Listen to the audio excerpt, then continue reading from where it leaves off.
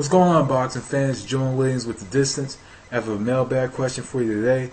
This one is from West 9141 over who is greater, Muhammad Ali or Joe Louis.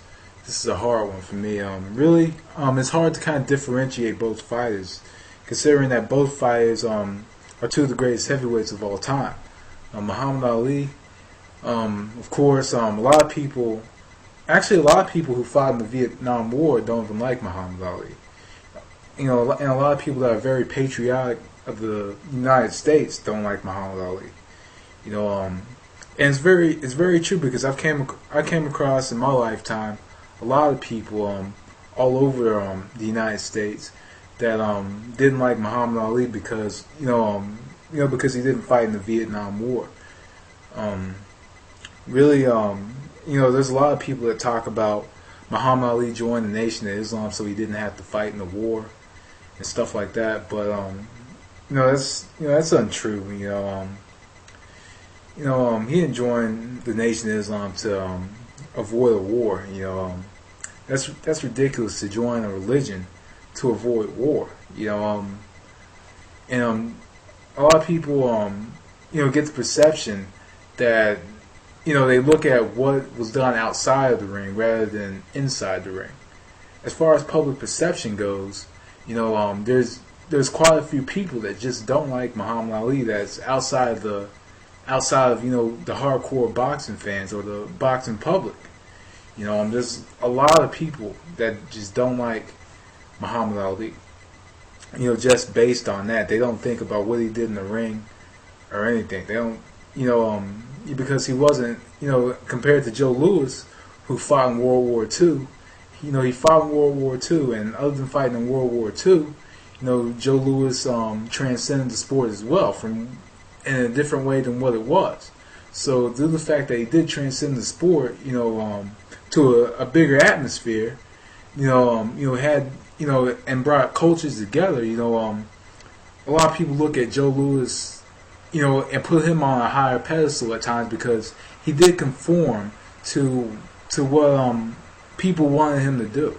He did what people wanted him to do. So people kind of look at Joe Louis was the kind of guy that he did what the public wanted for him to do, or he did all this stuff and was restricted from all this stuff, and he went by the rules. Muhammad Ali didn't even go by the rules. Muhammad Ali went by his own rule book and followed his own, followed his own footsteps, marched to the beat of his own drum. So, people look at it like that because, Ali and Louis are two different people. In the ring, they were two different fighters. They were fighting two different levels of opposition. Ali was fighting, back to back, some of the best heavyweights of all time. Ken Norton, Joe Frazier, Sonny Liston. You can even throw, Floyd Patterson, Larry Holmes. He was fighting all these fighters, and Joe Louis, fought Marciano, Max Schmeling. I believe he fought Braddock. He fought, I think he fought Max Bayer. Those men are Hall of Famers as well. So, really, to make a distinction of who is greater, it's very hard to do, and it's because two of my favorite fighters of all time, in my top three would be Louis and Ali, and number one being Sugar Ray Robinson. So it's kind of hard to do because you got two different personalities, two different fighters, two different types of opposition, and two different eras in boxing. So it's hard to distinguish who's greater. If you look at accomplishments, Joe Louis held the title, for years. Muhammad Ali, kept losing, lost the title and got it back. The first time he lost the title, he didn't lose it in the ring.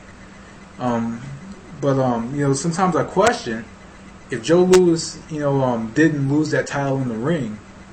If he didn't go to the war, how would the public treat him? And if Muhammad Ali would have went to Vietnam, how would the public treat him? That's one of those big what-if scenarios that I think about with Louis and Ali. Because Louis had to, in a way, pay for Jack Johnson's mistakes, or the fact that the public media didn't like Jack Johnson. And Ali, was just starting in an era where we're looking for a new big American heavyweight hero. We didn't get it with Sonny Liston. We didn't get it with Floyd Patterson. We hadn't had a big heavyweight champion since Rocky Marciano, and now we have Muhammad Ali, and now he's not patriotic. He's not fighting in the war, stuff like that. They're just totally different personalities, but it's hard to turn around and distinguish who was better, Ali or Lewis, or who was greater, because they fought different levels of opposition. They fought at different times. It's just hard to say who was greater, because both of them transcended the sport to a much higher level than what it was before they started boxing, or when they started boxing. Both of them transcended the sport a whole lot and did a lot for the sport, and influenced a lot of people to become boxers, and people like myself to analyze the sport and be a part of the sport, and bring the sport to a much higher global realm than it was about 100 years ago. So really, I can't answer who's greater, but I do think that both men should be on that same platform that more than likely they both will never be on. But anyway, that's my thoughts on that. That was The Distance. Thanks for watching. Peace.